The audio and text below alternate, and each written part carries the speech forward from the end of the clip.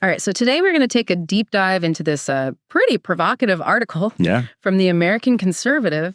It's titled, "What is the Russo-Ukrainian War About?" And I think it raises some really interesting questions about the U.S. role in this conflict. Yeah, it's definitely a piece that's going to make you think, especially since it was published pretty recently in January 2025. With the war still going on. Exactly. And Dave Bandau, the author, Doug Bandau, he's coming at this from a pretty distinct perspective. Right? He's a known America First advocate. And the American Conservative itself leans towards paleoconservatism. So they're often skeptical of, prolonged foreign interventions. Right. They tend to take a more, I guess you could say, non-interventionist stance when it comes to foreign policy. Exactly. And that really comes through in this article. He argues pretty forcefully that the U.S. doesn't have that much to gain from staying deeply involved in this war. And in fact, there's a lot we could lose, like risking a wider conflict with Russia, the strain on U.S. finances, and just the general toll it's taking, Yeah. He's basically saying, hey, let's step back and really look at what's at stake here for America. Yeah. And he goes through point by point and picks apart a lot of the arguments we hear in support of intervention, like the whole idea that the U.S. needs to uphold the rules-based international order by supporting Ukraine. Right. That's a big one. It is. Bandau's point is, if you really look at history, this whole rules-based order thing, it's not always applied consistently. Yeah. He brings up some pretty compelling examples, like NATO's intervention in Yugoslavia in the 90s. And, of course, the U.S. invasion of Iraq in 2003. Right. So it makes you wonder, is it really about upholding these international rules, or is there something else going on? It's a good question. And then he also tackles, that argument that aggression should never go unpunished, which you hear a lot. Oh, yeah. Bandau points out that historically, the West hasn't always intervened when aggression happens in other parts of the world. Like, he mentions conflicts in Africa. That's him, at least. Asia. Right. It's like, where do you draw the line? When is intervention justified and when is it not? Exactly. And I think that leads to one of the most crucial points he makes, which is that Ukraine itself is not a strategic bulwark for the West. That's a pretty bold statement. It is, because it challenges that whole narrative that Putin is on this mission to conquer Europe and that Ukraine is like this vital line of defense. Right. But Bandau's argument is, if Putin really wanted to take over Europe, why wait until now? Exactly. He's been in power for over 2 decades. Right. And then there's the whole question of logistics. Like, conquering Europe is one thing, but actually controlling it, that's a whole other can of worms. Absolutely. And then, to really drive that point home, Bandau brings up Putin's 2007 speech at the Munich Security Forum, where he, very openly expressed his concerns about NATO expansion. Oh, yeah. That speech was pretty significant. It was. And it wasn't just some random offhand comment either. He was articulating a view that's pretty widely held within Russia. Right. Even William Burns, who was the U.S. ambassador to Russia at the time and later became the CIA director, he wrote a report in 2008 saying that NATO expansion, especially into Ukraine, was a red line for Russia. So Bandau's point is, maybe we need to take a step back and try to understand the Russian perspective a bit more, especially when it comes to their security concerns. Yeah. It's easy to get caught up in our own narratives. Yeah. And forget that other countries have their own legitimate perspectives, too. Another interesting point Bandau makes is that the U.S. has kind of gotten swept up in this emotional argument, that by pursuing peace, we'd be betraying Ukraine and their fight for independence. It's a powerful argument. Yeah. For sure. It is. Bandai counters that by saying, look, while we should absolutely empathize with Ukraine's situation, the U.S. also has to prioritize its own interests. And we can't make these open-ended commitments that might not be sustainable in the long run. That's a tough pill to swallow for some people, but it's a point worth considering. And then there's that whole argument about NATO credibility, the idea that if Russia wins in Ukraine, it make NATO look weak. But Bandau reminds us that Ukraine isn't even a NATO member. That's a crucial point. It is. NATO never made any defense promises to Ukraine.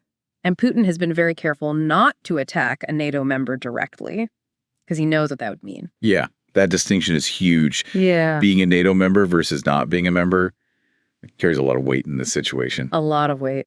And another argument that Bandau pushes back against is the idea that a Russian victory will automatically embolden other aggressors, like China, to make a move on Taiwan. Yeah.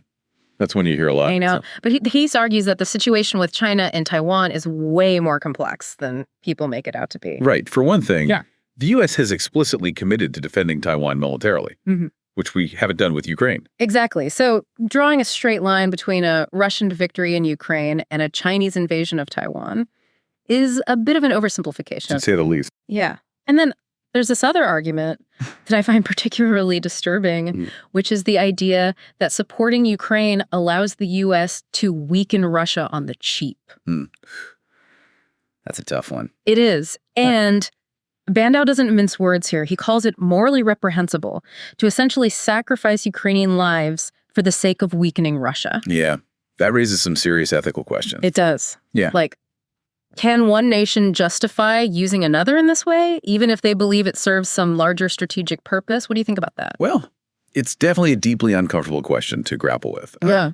I think Bandau's point is there might be less destructive and, frankly, more ethical ways to address concerns about Russia without prolonging a war that's causing so much suffering. He also brings up, that common fear that any peace deal will just be temporary and it'll just give Russia time to rearm and attack again later. Right. That's a valid concern. It is. But Bandau pushes back by saying that Russia's goals in Ukraine might be more limited than we think. Like, their main focus seems to be preventing Ukraine from joining NATO and ensuring its neutrality, not necessarily a full-scale conquest. That's an important distinction. It is. And to back that up, he mentions this pretty shocking revelation that former German Chancellor Angela Merkel admitted that the Minsk Accords, which were supposed to bring peace to eastern Ukraine back in 2014 and 2015, were actually just a way to buy time for Ukraine to rearm. Wow. That's a real game changer. It is. It puts those peace efforts in a whole different light. It really does. Makes you wonder what else was going on behind the scenes. Definitely. So this article, it really challenges a lot of assumptions we might have about this conflict. It does. It makes you question narratives, scrutinize motivations, and really think deeply about what a just and lasting peace might even look like. A lot to unpack. A lot to unpack. Hashtag TTS The Deep Dive episode 2025-0109, part 2 of 3. Yeah, it really is a lot, isn't it? He really digs into all the different aspects of this conflict and really brings up a lot of uncomfortable questions for everyone involved. Yeah, and one of the things I appreciate about his approach is that he doesn't just dismiss the idea of peace. He actually makes a case for it, but he also acknowledges that it's not going to be easy. Right. It's not just going to magically happen. It's going to require some tough choices and compromises from all sides. And it's important to remember, too, that this is just one perspective. Bandau's coming at this from a particular viewpoint. There are definitely other viewpoints out there that we need to consider as well. Oh, absolutely. I mean, there are plenty of people who would strongly disagree with Bandau's assessment. They would argue that Russia's invasion of Ukraine was a blatant act of aggression, a clear violation of international law, and a direct attack on the principles of sovereignty and territorial integrity. Right. And for them, this conflict is about a lot more than just Ukraine. It's about defending democracy against authoritarianism. They see it as a pivotal moment in that struggle. Exactly. And they're worried that if Russia is allowed to succeed in Ukraine, it'll embolden other autocratic regimes around the world. And, you can't ignore the human cost of this war, either the atrocities, the displacement of millions of people, the devastation it's caused. Right. And for many people, peace can't come at the expense of justice and accountability for those crimes. They argue that appeasement would only make things worse and that we need to continue supporting Ukraine, not just for their sake, but for the sake of democratic values everywhere. And they also talk about the need to show resolve and unity. Right. And sending a clear message to Russia and to any other potential aggressor that this kind of behavior won't be tolerated. So it's clear that there are very strong feelings on both sides of this debate, and it's important to approach these discussions with empathy and a willingness to listen to different perspectives. Absolutely. I think even if you disagree with Bandau's conclusions, his article raises some really important questions that we need to be asking ourselves. Yeah, like what are our goals here? What are the costs we're willing to bear? And what kind of world do we want to live in? Those are big questions. Yeah. And there aren't any easy answers. But I think Bandau's article is a valuable contribution to this conversation. It pushes us to move beyond the sound bites and the slogans and to really grapple with the complexity of this situation. It reminds us that peace is not just some abstract ideal. It's something we have to actively work towards. And that often means having these difficult conversations and challenging our own assumptions. It definitely does. And it's not always comfortable. But I think it's necessary if we want to find a way forward. Well said. So while Bandau makes a case for prioritizing peace and a more restrained U.S. foreign policy, it's crucial to acknowledge those who believe that standing up to aggression and defending democratic values are paramount, even if it comes at a cost. It's a really difficult balance to find. Trying to reconcile those competing priorities. How do you uphold those values without getting drawn into endless conflicts? How do you support democracy without sacrificing peace? It seems like the challenge is finding a path to a just and lasting peace that addresses everyone's security concerns while also upholding international law and human rights. It's a tall order, but I don't think it's impossible. And I think Bandau's article, even though it might be controversial to some, serves as a valuable reminder that there are always alternative viewpoints to consider, and that peace, however difficult it may be to achieve, should always be the ultimate goal. I think that's a great way to put it. It's easy to get caught up in the heat of the moment and lose sight of that bigger picture. But ultimately, peace is what we should all be striving for. Absolutely. Well put. Hashtag TTS, the Deep Dive episode 2025-0109, part 3 of 3.